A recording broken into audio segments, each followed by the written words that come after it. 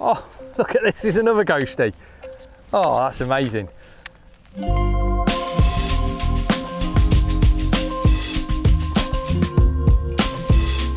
The method that I want to talk about today, and I want to have a little bit of a workout with, I think it's going to be something that works well on a lot of venues up and down the country. Traditional style feeder fishing is the way to go. Cage feeders, longer hook lengths.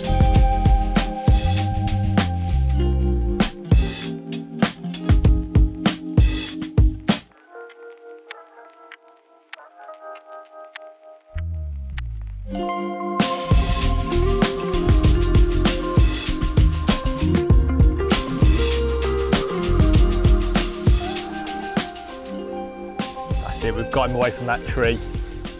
Hopefully, we should be getting him in the landing net in no time.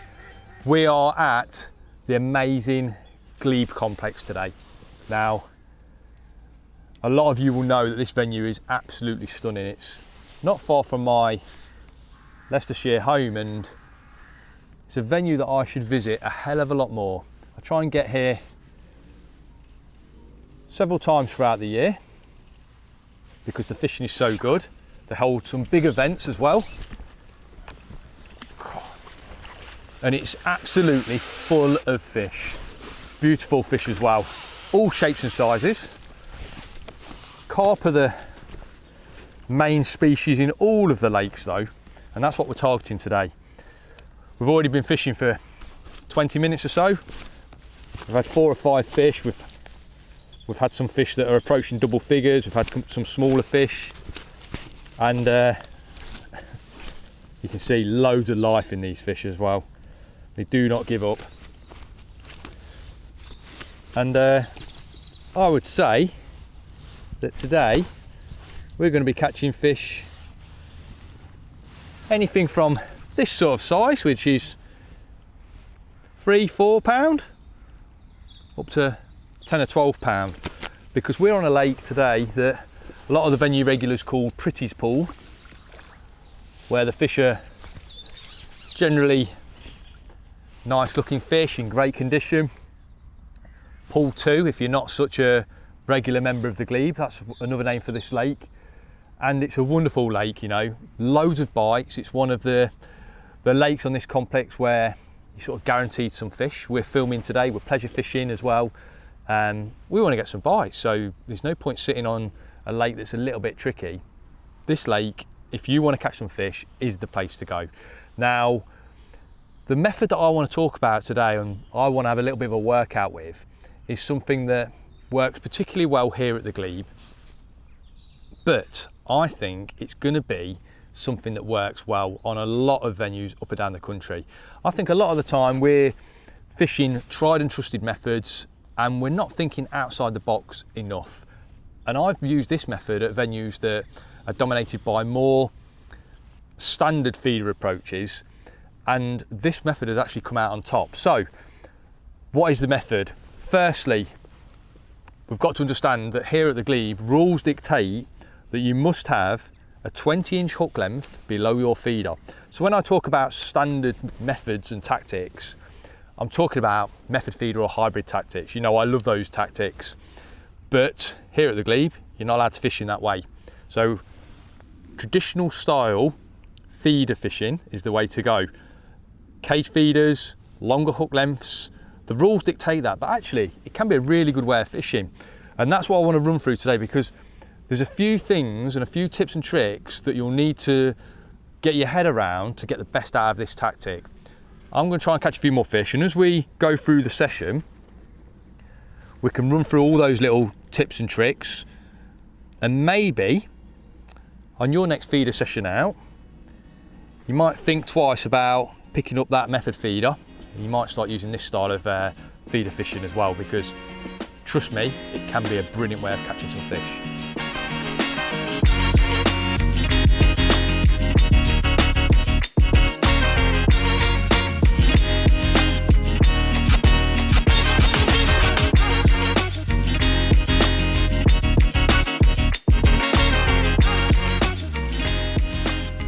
It really is tremendous fishing here, and this place never lets us down for fish. And as I touched on, getting everything right is definitely going to catch you more fish. As with any approach, there's little things you can do and ways of setting up the approach to catch you more fish, and it's no different with this tactic. So let me get him in the net. Oh, it's a beauty. Classic Glebe fish, a fully scaled mirror carp. It's almost like they're common carp. They've got that many scales on them that they look like common carp, but in actual fact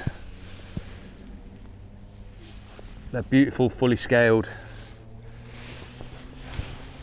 fish. And I don't want to lift him too high. It's about 5 or 6 pound. Come on, mate. Full of life again. I mean, look at that for a beautiful fish. That is a classic Glebe fish with all those scales on them. Very rare that I go to a fishery and the fish are in as good a condition as they are here, and that unique sort of scale pattern is unique to this fishery. Now, we're catching loads of fish. It's really good fishing, and I want to walk you through how we're catching the fish. So, because I generally have my bait on the right hand side, I'll bring everything round so you guys can see it, because I've got a really simple selection of baits with me for this approach. I've got with me some ground bait. This is the Swim Stim feeder ground bait. It's a beautiful ground bait for this style of fishing.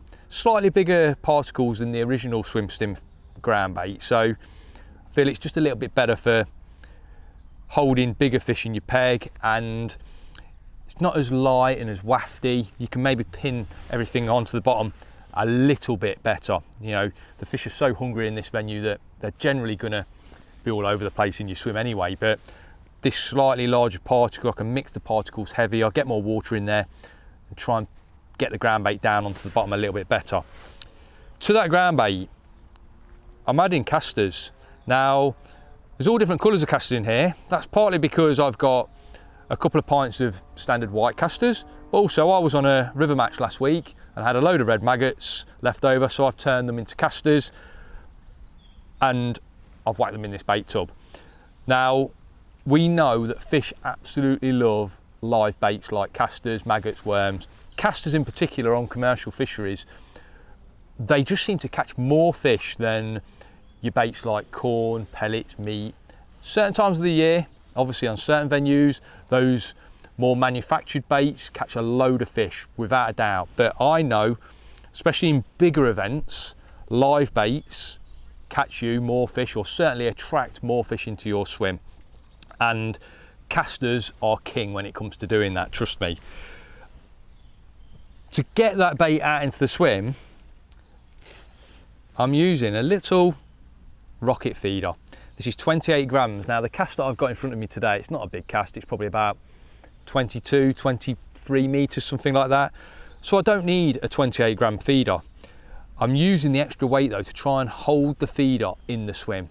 We know what it's like when we're method feeder fishing. We don't want the feeder to move in the swim. We want to sort of pin that feeder where it lands on the bottom. We don't want it to move. I'm not using it necessarily as a bolt effect because I've got the feeder free running on the line, but I just want the feeder to go in and stay where it lands. It means I'm in total control of where that feeder's going in.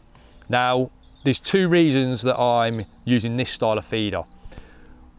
One, the base lead helps this feeder cast incredibly accurately. It's true that if I was to use a side-loaded feeder, a side-loaded cage feeder, the feeder's going to sit on the bottom just a little bit better. I'm trying to get over that problem by using a slightly heavier feeder. Hopefully it won't roll down the shelf because we've got the extra weight there. But that bullet design helps the feeder fly incredibly straight. So even if we get any sort of wind on the lake today, I can still ping that feeder across, get it landed nicely next to that far bank. The next reason I like to use this style of feeder is because I can load it in different ways. So what I can do with this feeder is I can scoop casters into this feeder and they'll hold because they've got that bottom weight. And then by using just a small amount of ground bait on the top, I've created almost like a beautiful parcel of casters. It's just almost 90% casters in that feeder, just a little bit of ground bait to add extra attraction and just to help those casters stay in the feeder. By putting 3 dead maggots on the hook and casting that out, I've got what I think is a brilliant way of attracting fish in the swim and also catching them. We'll mess around with what we do and how we load that feeder as the day goes on. We might put all ground bait in it, we might miss out the casters on a few casts. There's even a place, you know, for casting an empty feeder, just relying on the splash of the feeder, because if I get a load of fish in my swim, the splash of the feeder might be enough just to catch me a fish. Sometimes on this particular venue, if you feed and feed and feed, you end up with a mountain of fish in your peg, and with that long hook length, you can end up foul hooking a lot of fish. So I might have to cut back the feed at some point during the day, but as a good starting point to get those casters into the swim, which remember, they're my attractor for today, that's a great feeder to do so. Now, let me talk to you about the rig. I've got that longer hook length as we've talked about, that's 0.18, and it's tied to a size 12 QM1. Now it's tied knotless knot style, and I've just trimmed off the tag, so we've not got a hair rig on, we've just tied it knotless knot style. And the reason I like to use these QM1 style circle hooks is because, again, foul hookers are a problem here at the Glebe, and I know that if I had a hook that has got a little bit more of an open gape with that long hook length, it'd be laying on top of fish, catching fish's fins really easily and causing me problems, because if I foul hook a fish on a feeder, chances are I'm going to lose that fish, I'm going to spook the fish. I don't want to foul hook the fish at the end of the day. But with that circle hook, you know, design, I know that a lot of the time that hook is going to skid over the back of a fish. The hook point isn't going to embed into the fish's skin or into a fin, and the hook bait's just going to kite over the back of a fish's fin and still be fishing. Obviously, when a fish takes the bait into its mouth, moves away, that's when that circle hook does its job, turns, hooks the fish. So I think it's a brilliant design for this style of fishing, where I just want to cut down on the foul hookers.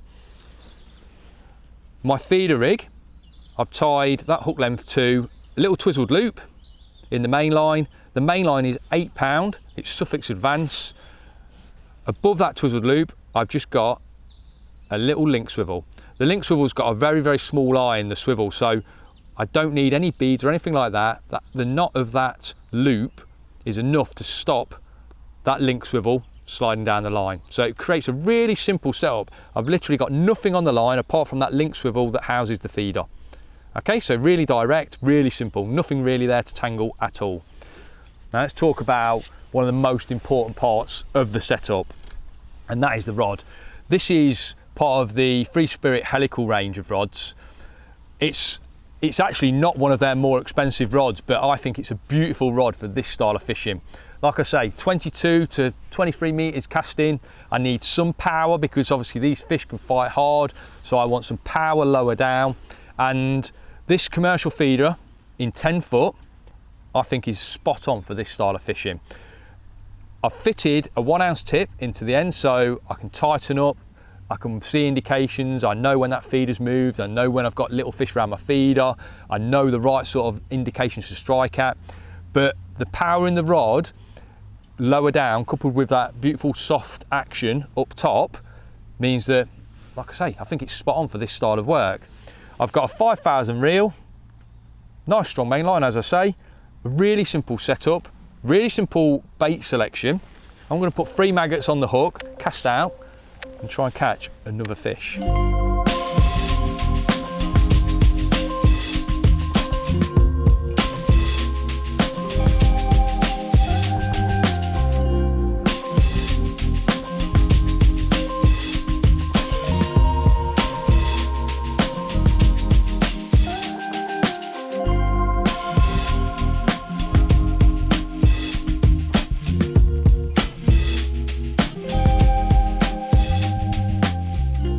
I've just got the cameraman to quickly get the cameras going because this fish has just popped up and he's an absolute little stunner, and he is one of the reasons why this lake is called Pretty Fish Lake. because he is, what a little beauty he is. Oh, lovely, lovely little fish. Let's show him, because look at that. Oh, what a fantastic little fish he is. Full of it as well, look, with his fin sticking up. What a cracker. And that's why we call it Pretty Fish Pool, because there's loads of fish like that in here. The session's going really well.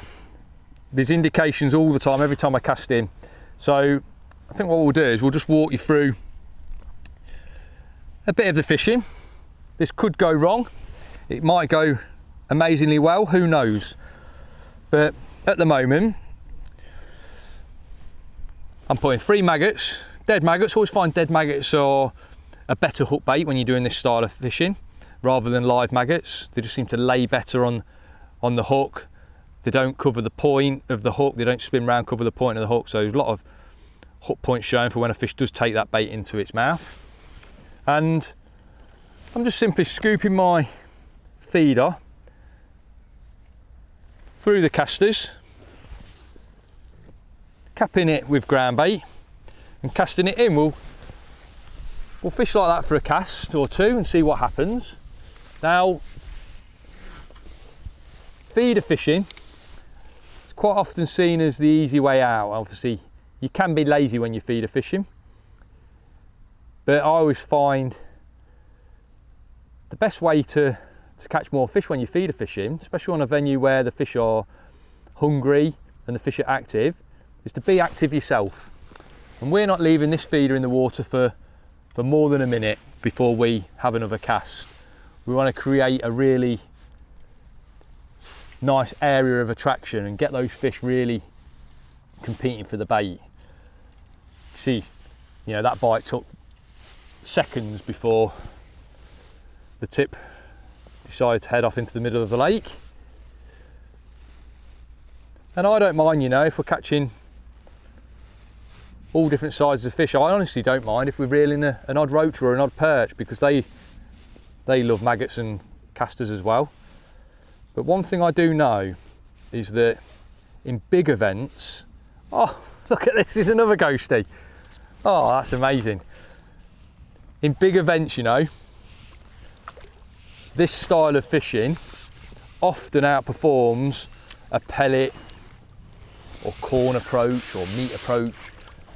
The fish just love casters, and while you're fishing these big events and often those matches are tightly pegged, I know for a fact that sooner or later, if I cast every minute or so and I'm filling my feeder with casters every cast, and I'm against an angler who's fishing just pellets in their feeder, I'm pretty confident that I'm going to steal their fish, and I'm going to have more fish in my swim come the end of the day than they are. Then it's obviously just down to catching them.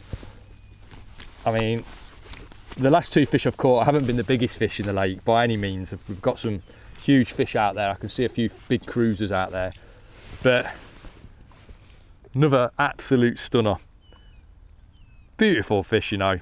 That's why we come to the Glebe, because it is brilliant fishing. So just had those 2 nice ghosties. There's different ways of managing your peg with this feeder and what you put through your feeder, because it's not a case of just filling your feeder in the same way and just repeating the process. They're the absolute wonder days. We might get away with that today because, like I say, we're pleasure fishing, but some days I might want to not feed any casters for a few chucks, because I might feel that casters are sending the fish a little bit too crazy. So I might want to just put ground bait in. Let's see what happens when I just put ground bait in. You're experimenting with me, by the way. It's wedged in quite hard. I might even reel that ground bait in if I manage to hook a fish quite quickly, because it'll probably just stay in the feeder. There's loads of fish over there. You can feel it hitting fish as it goes through the water. God, that was a good response, wasn't it? So with that long hook length, everything's exposed quick. Now, if I was method feeder fishing, you think when you cast in you've got to wait for that method feeder or that hybrid feeder to break down and reveal your hook bait. And it's very rare that that happens within the first 5 seconds. You know, you can count on one hand over the course of a season how many quick bites you get on a method feeder. But with this approach, as you can see, everything's exposed quick. I've got fish on the surface out there. We know how fish love to feed in the upper layers, and when you're casting a feeder in, quite often it sinks down to the bottom, and you're almost forcing the fish down to the bottom all the time, which is great. That could be a great way of fishing. But I'm almost fishing in a way here that that catches the fish where they want to be. Again, not a big fish. I can see huge fish out there. You know, we'll try and catch a big one. So that's one way of doing it. We can just feed neat groundbait in the feeder, and we can wedge it in quite firmly. Obviously this swim stim feeder groundbait's still got a bit of sponginess to it, so it did come out of the feeder, but I imagine that's going in like a rock hard ball of groundbait going to the bottom. Very little food is coming off it, so when that feeder goes in, the fish will hear the splash, they'll be attracted because there's feed in the area, but realistically there's nothing else there apart from the ball of groundbait and my 3 maggots falling behind it. The fish haven't got a lot of choice. They've either got to compete for that groundbait, around the groundbait, or pick up those 3 maggots. When I'm filling the feeder with casters or a lot of particles, you can imagine that when the feeder hits the water surface, casters are everywhere. So great for attracting fish, but my 3 maggots might just get lost in amongst that cloud of casters. So you've got to think about how you're loading that feeder. I still think 3 maggots is a fantastic bait, so we're gonna stick on that. And because I've just cast in and there was a load of fish out there, it was a quick bite that was, there's obviously a lot of fish there, might be worth just casting out the empty, because this can catch you a lot of fish as well. You can't keep doing it, but when you feel that your peg is full of fish and you don't want to introduce more feed, because all you're going to do is just gather more and more fish, and that might sound fantastic, but you probably end up foul hooking a lot more. Slowing it down and feeding less bait is often the way to go. So we'll try a chuck on the empty. Bit of noise. There we go. God, it's like clockwork, isn't it? Fantastic. If only every day out with the cameras went like this. So because I felt there was a lot of fish in the swim, it's given us the opportunity to do that. And like I say, you don't want to keep doing this, because if those fish aren't getting fed, they're going to drift off, especially if you keep catching an odd one. But it might be a case of going through a bit of a pattern.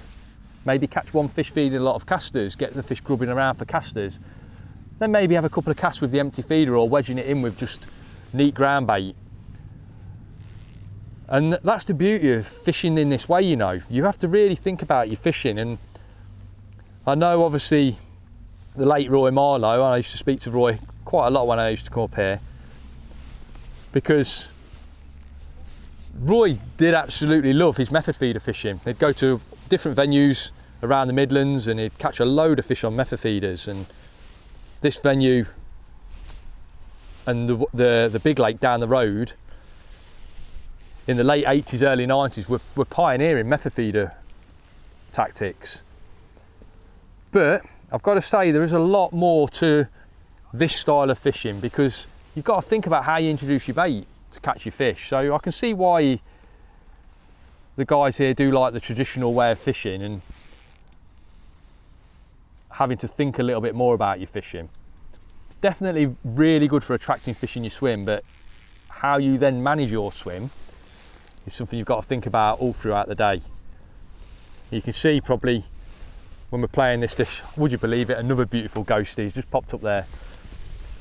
You can see when we're playing this fish, the action of this rod is spot on for what we're doing. You know, there's power down here in this bottom section. It's a 2-piece rod. There's power here in this lower section. Then obviously, as you go further up, you've got a lot more give there.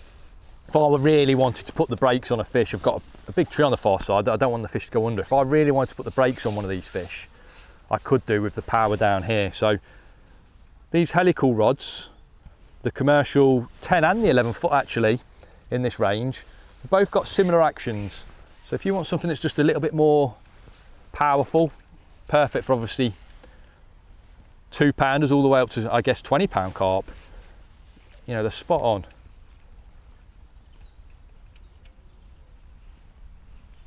You can see when I cast out, I mean, the colours on this fish, absolutely wonderful. You can see when I cast out, I'm trying to get it as close to the far bank as possible. We've got reeds overhanging, so I need to be a little bit cautious, and we've got that 50cm hook length.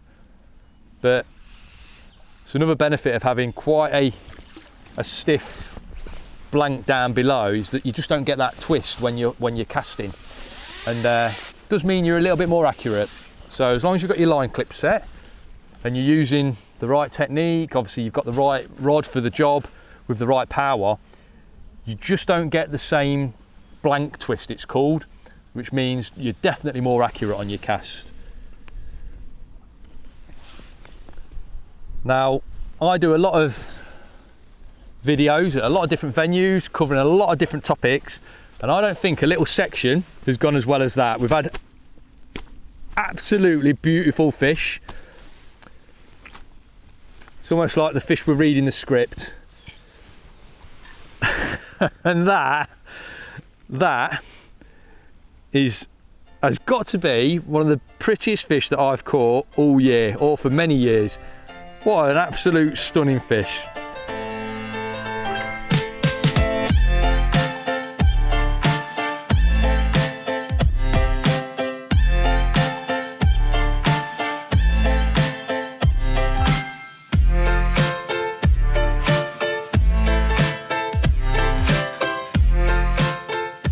You might have noticed that whenever I cast out, I'm not putting the rod in a butt rest, I'm actually holding the rod across my knee, putting it on the front rod rest, but holding it and trying to be reactive to all the indications that I'm getting, the right indications that is.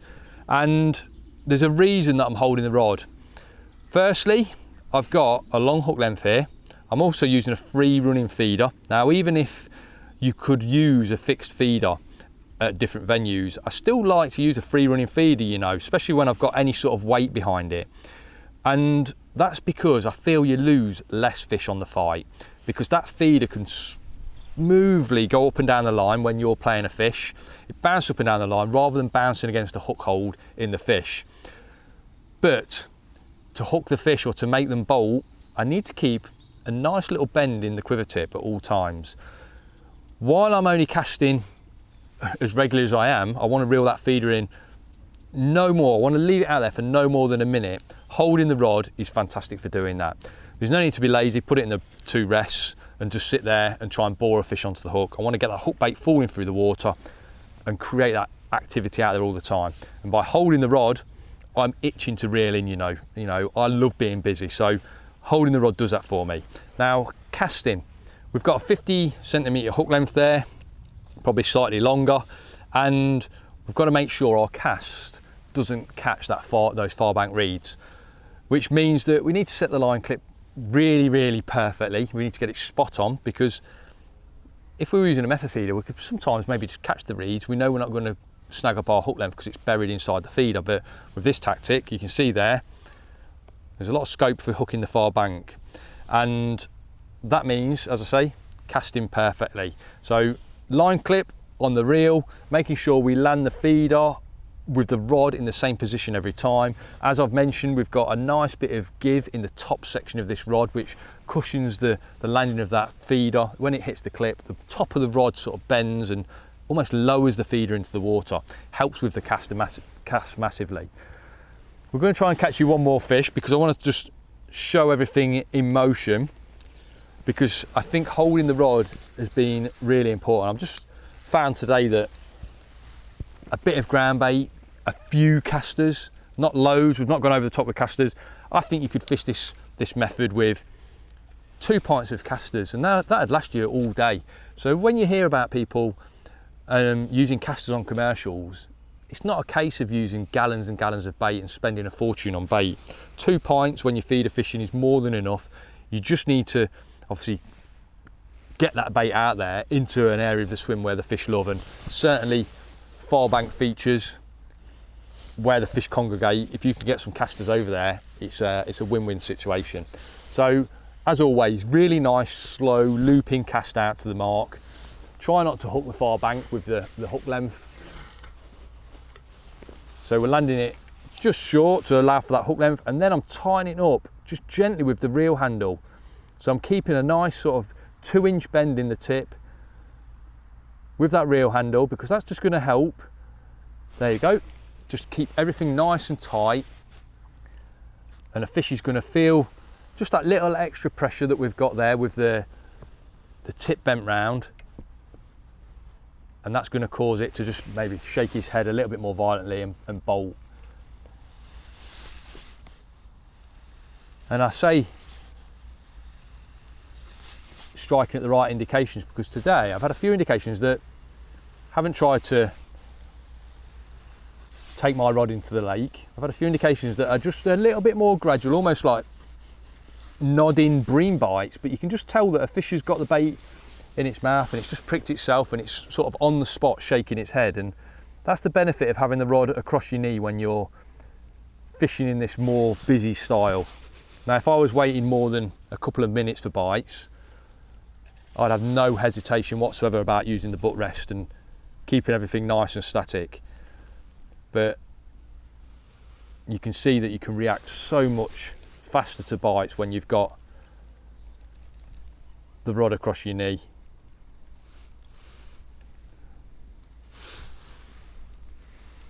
Another nice fish. I'm not too sure it's a ghosty this time.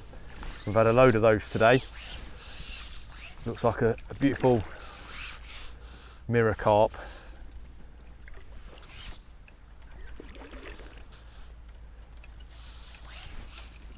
Up you come, mate. Up you come. There we go. Spot on. I think that's a wonderful fish to end our little session on.